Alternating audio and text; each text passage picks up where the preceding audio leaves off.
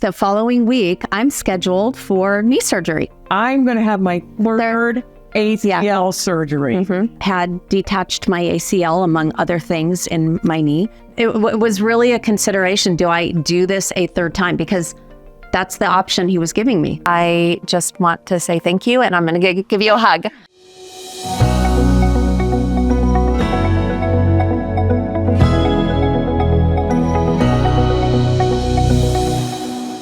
Hi, Jerleen. Hi. We're at the Humane Society that Jerleen runs, so there's animals everywhere, and she has 3 right here in her office. And I noticed before we started that you went outside with them on a potty break, maybe at the patio, and you were able to bend down and pet them and talk to them. And I'm just not sure you could have done that before with your niece. So I nice couldn't. To see. Yeah, thank you.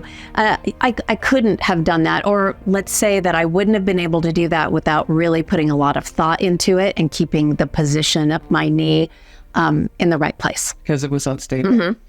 So Jerleen and I met at a charity event. Yes, On a mutual Saturday friend. night. Saturday night charity event. Her husband, who I knew, came over and said, "Hey, I know you, but I wanted to introduce you to my wife, Jerleen, and I've been telling her all about your clinic and what you do and physical therapy and how you help people with injuries." And we met, and she said, "I'm so glad to meet you because I'm about, I think that week. The following week, I'm scheduled for knee surgery. I'm going to have my third ACL surgery." And I went, ding, ding, ding, ding. Wait a minute. Why would you have a third? And what I think you said that. what happened the first 2 times? So could you give us a little story on how you first hurt your knee, where, then what happened, and then we'll take it from, where I met you. Sure. I will say that it was very serendipitous that we met because I wasn't there to meet you. It had nothing to do with my knee. No. We just happened to meet. My husband happened to say I was having my third surgery, and you said time out. And so I mountain bike. I had been living on Maui, and it was 2017. I had an accident on my mountain bike and had detached my ACL, among other things, in my knee. And I had surgery. And I thought that it would be just one and done, and my life would go back to the way it had been in the past. So you had surgery in Maui. So the first surgery was in Maui, and it was an ACL reconstruction. Yes. And what that is, we use either part of your tendon in your body to reconstruct this big stout ligament, or we use a cadaver. She happened to have part of her hamstring. Yeah. So we use hamstring tendons to reconstruct the ligament. And if it's done right and it's the proper surgery, then usually, and you do really good rehab, which I know she'll do anything anybody asks, then usually you're fine within 6 months, 12 months back to activities.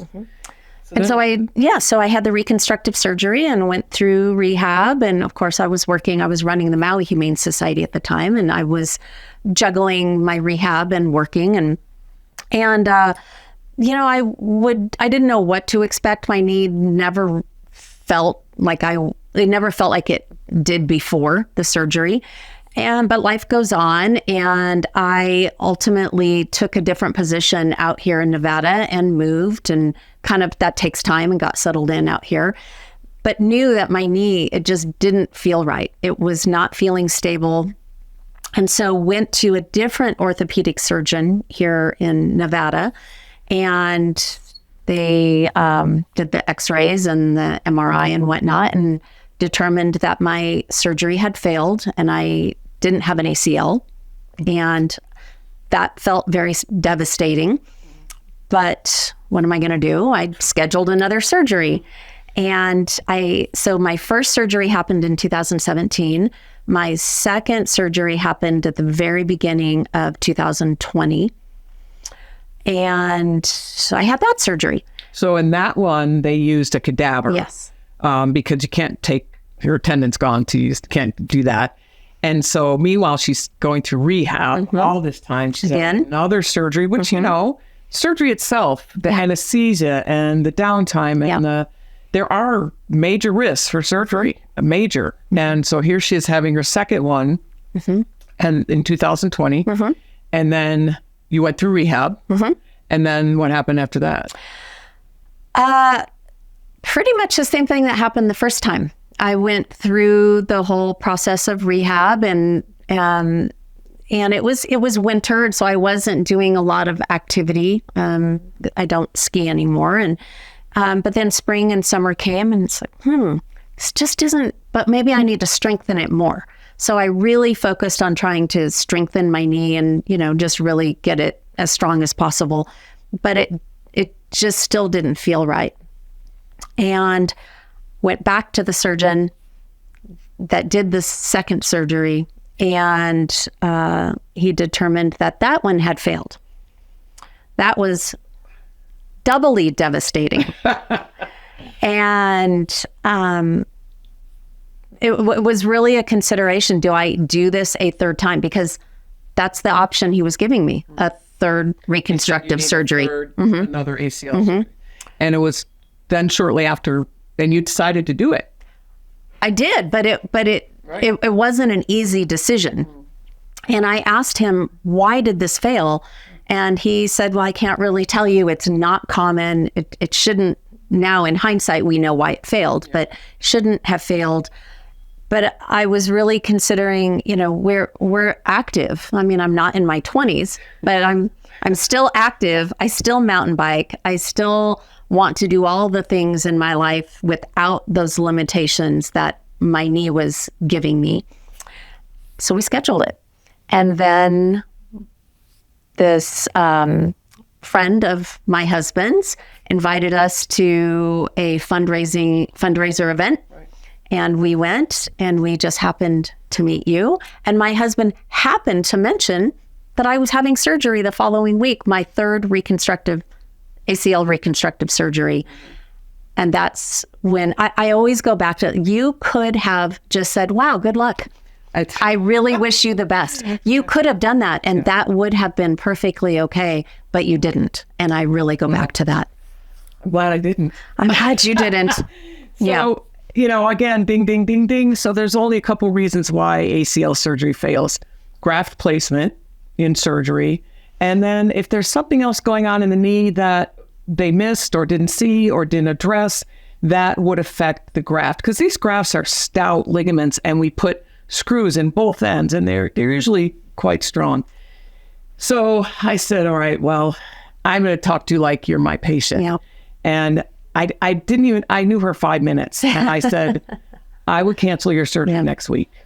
And her husband went, oh. And that was hard to do, because I was so tired of this situation for 5 years. I'd been dealing with this nonstop. Yeah.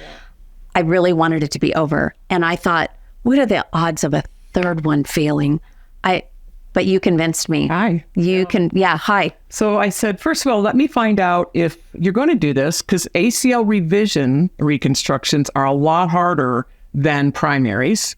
And is this a first best person to do it? I mean, he did the last one and it failed. Right. So I don't know. Right. And then let me find some surgeons for you to go see, because the other thing is, and I tell people this all the time, you don't undergo surgery until A, you've exhausted every other possibility, but B, you've got 2 or 3 opinions. So I said to her that night, I said, did you get another opinion?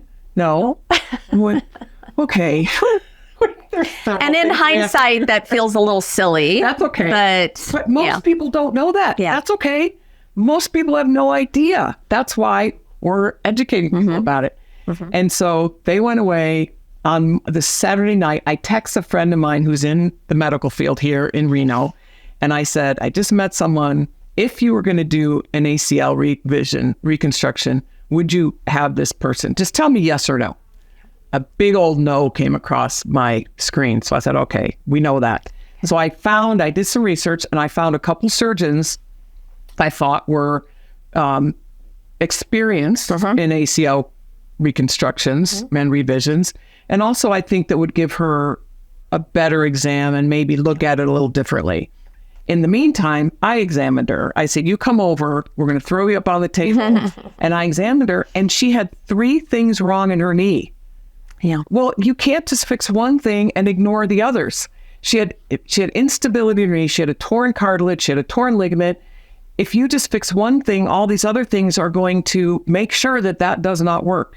The other thing she had, which I don't know if anybody told you this, but I looked at her x-rays, I looked at her MRIs, she had severe osteoarthritis in her knees on all compartments. So even if she had an ACL reconstruction, that's fixing a ligament. But what are we going to do about the joint? What are we going to do about the joint surfaces that are going to continue to bother her? And also, she walked horribly. Her knee was collapsing in. It was every time she took a step, her knee was unstable. It just kept dropping and dropping. I thought, this is wrong. So I said, when you're ready. My gosh, I was a mess. You were a mess. When the doctors are ready to render their opinion, put me on speakerphone and let me see what they say and let me ask. Because I thought for sure she needed a total knee replacement because of all these things in her knee. The failed ligaments, the instability, the osteoarthritis in her knee. So she went and saw these two guys who I thought were nice and very attentive. And they were. They really enjoyed me putting somebody else on speakerphone, by the way, but we got through that. Oh, well. One, they were both very good, but one in particular. I mean, he knew before he knew just from manipulating my knee that I had more going on than just that ACL, missing that ACL. I thought, and the doctor said, and you said, that what would happen if you had a third ACL reconstruction? Guaranteed failure. It would have failed. Yeah. So this poor thing would have had another surgery, had to undergo another surgery, more anesthesia, another year of rehab, and still have a bad knee at the end. And I wouldn't have had a fourth surgery. I know that. It was such a difficult decision to have a third one. I had said to my husband, this is it. So let the chips fall where they may, but I was hoping that it was going to be successful. I wouldn't have, it was just too, the impact in my life was too great. And so I think about that too, that I would have had all of those surgeries, the time loss at work, the effort that you're investing in rehab, the expense of it all for nothing. Even the first two times was for nothing. Yeah. And unfortunately, this is a common story. There's so many people out there that are getting unnecessary procedures, having 5 years of her life for no good result. Yeah. So then what happened then? So they, the sports medicine doctor, their specialist that the one that we chose between the two, determined that really because of the previous two surgeries and the holes that were in my knee from the previous two surgeries and then the arthritis, the only option was a total knee replacement. And that wasn't a surgery that he did. He didn't do total joint replacement, but he recommended another surgeon that was in his practice who was excellent. Yep. You talked to him as well. Yep. I really liked him. I knew he'd be a good hit. Yeah. And we did that. And that surgery happened so you and I met, I think in 2022 in like June or July. I had my total knee replacement in October of that year. So that it's been almost 2 years. Almost. And how are you now? Completely different story. Like I don't have there's nothing I can't do. There's no limitations. In fact, I started playing pickleball. I think I mentioned that to you. That's right. I started playing pickleball and I never would have done that. I would have seen that lateral movement that you have to be able to have. And I would have said, not for me. There's no way I can do that. So in fact, even before having my total knee, I would still mountain bike, but it was a different feeling mountain biking. I would constantly have to anticipate if I would have to, if I was going to have to put it's my right knee that was the problem. If I would go around a corner to the right and would I have to put my leg down? Because I knew that if I did that, it was not going to be as stable and it was going to be that really intense pain. Yeah, so, scary. Yeah. And now I can mountain bike and hike and play pickleball and all the things. That's exciting. I'm so happy for you. So, thank you. She said all she wanted to do was mountain bike, but now she's a pickleball fiend, right. like everybody else. Yeah. So that's our girl. So it's, it was, I really, you can call it what you want, but I have to believe there was some sort of divine intervention that day that you and I met. For sure. Because I was having surgery in 1 week. Yeah. And it would have failed. Yeah. So. Well, thank Chris. I know. I have to thank our mutual friends for inviting us to come to the event. And now I'm going to have her over to play pickleball. That's right. So, but in addition to, this is not a secret to somebody who's in the profession or a professional like you, but for many people who don't understand the impact of, compromised joints or how, it's a ripple effect. What it was causing, because I was hyperextending my knee, it was doing something wonky to my hip. So I started having hip pain. I started having lower back pain, and they didn't connect it. This was after you and I, you had helped me and I had my knee surgery, my total knee. I was having all this intense back pain, and it was because I had learned to walk in this kind of funky way, and it was causing lower back pain. And so once my physical therapist connected those dots and brought it to my attention, I had to relearn how to stand properly. My back pain went away. So it's really a crazy thing. In a either good way or not good way. For sure. Glad you mentioned that, because I think a lot of people wonder, well, it's my knee. Why does my hip hurt? Why does my back hurt? But the whole chain. So I, at the sake of sounding very dramatic, I want to say thank you, because my life today is not what my life would have been had we not met. And now I can do all the things that I want to do. I can get down on the floor. I have 5 grandchildren under the age of 5. Wow. And in fact, just last night they were over and I was on the floor with them and could actually get back up, right? That's awesome. And so it is very meaningful. And I think people come into your life for a reason.